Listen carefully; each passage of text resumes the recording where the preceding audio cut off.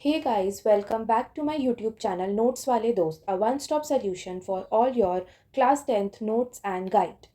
Today it is part 2 of our series of chapter 1 chemical reactions and equations. In today's lecture, we will cover balancing a chemical equation. In previous video, we covered the introduction regarding this chapter. So what are the steps that are needed to be followed in order to balance a chemical equation? सबसे पहले NCERT ऐसा कहती है कि आपको boxes draw करने चाहिए हर formula के अराउंड, काउंट करना चाहिए number of atoms right hand side और लेफ्ट हैंड साइड पे, देन बैलेंस करना चाहिए एलिमेंट्स को वन बाय वन, फिर उसमें मल्टीप्लायर्स ऐड करके नंबर ऑफ एटम्स को सेम करना है दोनों साइड पे, फिर हाइड्रोजन और ऑक्सीजन को लास्ट में ऐड करना है क्योंकि उनके नंबर्स यूजुअली ज़्यादा होते हैं। उसके बाद वेरीफाई और इंश्योर करना पड़ेगा कि दोनों साइड पे सेम नंबर ऑफ एटम्स हैं। फिर एंड में हम फिजिकल स्टेट्स ऐड करते हैं, that is solid, liquid, gas and aqueous.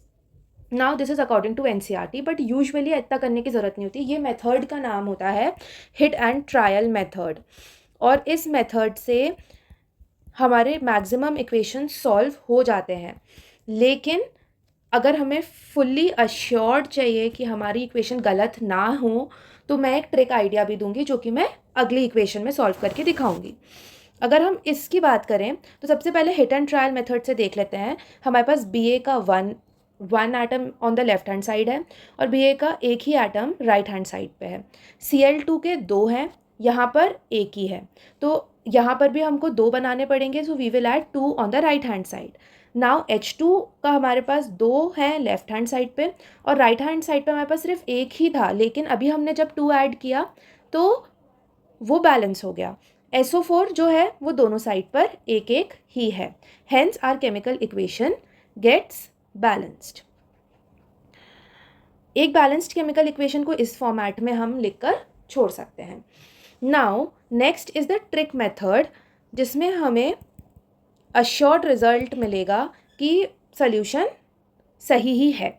सबसे पहले हमें क्या करना है, हर एलिमेंट के आगे एक अल्फ़ाबेट असाइन कर देना है। जैसे पहले ABCD किया, PQRS एनीथिंग। नाउ हम हर उसका एक इक्वेशन बनाएंगे। जैसे Mg का हमारे पास एक ही एटम है, तो A is equal to, right hand side पे भी एक ही है तो A is equals to C। Similarly oxygen के हमारे पास दो एटम्स हैं तो 2B is equals to C। ठीक है, अब किसी भी एक एटम को आप वन मान लो। फॉर एग्जाम्पल मैंने यहाँ पर A को वन मान लिया है, तो C ऑटोमेटिकली वन हो गया है, और जब C वन हुआ है तो B जो है वो हाफ हो जाता है। अब अगर हम इस इक्वेशन में इसको पुट करते हैं तो हमारे पास 1 mg half and C is 1, लेकिन यहाँ हमारी इक्वेशन सॉल्व नहीं हो रही है। यहाँ पर हमारा एक एटम जो है वो फ्रैक्शन में आ रहा है, तो उसके लिए हमें क्या करना पड़ेगा, पूरी इक्वेशन को 2 से मल्टीप्लाई करना पड़ेगा। तो अब हमारा आंसर आएगा 2 mg plus O2 gives 2 mgO, जो कि हिट एंड ट्रायल मेथड से भी हो सकता था और इस मेथड से भी हुआ। अब आपके ऊपर है कि आपके लिए क्या कन्वीनियंट है। हम दोनों मेथड से सॉल्व करके देखेंगे। सो क्वेश्चंस आ जाते हैं। हमारा पहला क्वेश्चन है, hydrogen plus chlorine gives hydrogen chloride, तो H2 plus Cl2 gives HCl। अब सबसे पहले हम क्या करेंगे, हमें क्लियरली दिख रहा है कि हमारे पास H2 के दो एटम्स हैं, Cl के दो एटम्स हैं और HCl में एक है, तो हम बहुत इजीली क्या करेंगे, जल्दी ट्राई टू सॉल्व, हम इसमें 2 ऐड कर देंगे, hence our equation is balanced. Similarly अगला क्वेश्चन है, हो सकता है कि आपको रिटन फॉर्मेट में दिया हो और फॉर्मूला आपको खुद बनाना पड़े, उसके लिए आपको वैलेंसीज याद करना बहुत ज़रूरी है। अब barium chloride that is BaCl2, क्योंकि बेरियम की वैलेंसी 2 होती है। Aluminium sulphate that is Al2SO4 whole thrice gives barium sulfate that is BaSO4 plus aluminium chloride that is AlCl3. Now if we see, Ba का एक atom left hand side पे है और एक ही एटम राइट हैंड साइड पे है। Cl2 के दो एटम्स हैं लेफ्ट हैंड साइड पे और राइट हैंड साइड पे 3 एटम्स हैं। तो अब इसको बैलेंस करने के लिए B को ऐड करना पड़ेगा यहाँ पर, और हम क्या करेंगे, हम 2 को ऐड करेंगे यहाँ पर। नाउ एल्यूमिनियम भी 2 हो गए, क्लोराइड भी बैलेंस हो गया, बट Ba जो है वो अनबैलेंस्ड हो गया, दैट इज अब हमें बेरियम सल्फेट के आगे 3 ऐड करना पड़ेगा. I think now the equation is balanced. Please check if the equation is balanced or not. I hope it is balanced. Now, next question is sodium plus water gives sodium hydroxide plus hydrogen gas. Now, इसको solve करने के लिए हमने सबसे पहले देखा कि sodium के हमारे पास एक एलिमेंट लेफ्ट हैंड साइड पे है और एक ही एलिमेंट राइट हैंड साइड पे है, लेकिन H2O बैलेंस्ड नहीं है. H2 के 2 एलिमेंट्स हैं लेफ्ट हैंड साइड पे और H के 3 एटम्स हैं राइट हैंड साइड पे. अब हम कैसे बैलेंस करेंगे? तो जो भी जिस भी साइड पर ऑड नंबर ऑफ एटम्स होते हैं उसको हम सबसे पहले बैलेंस करने का ट्राई करते हैं. तो हमने 2 ऐड किया in NaOH. Now we have 4 atoms of hydrogen and we can add 2 over here to make 4 atoms of hydrogen on the left hand side as well as on the right hand side.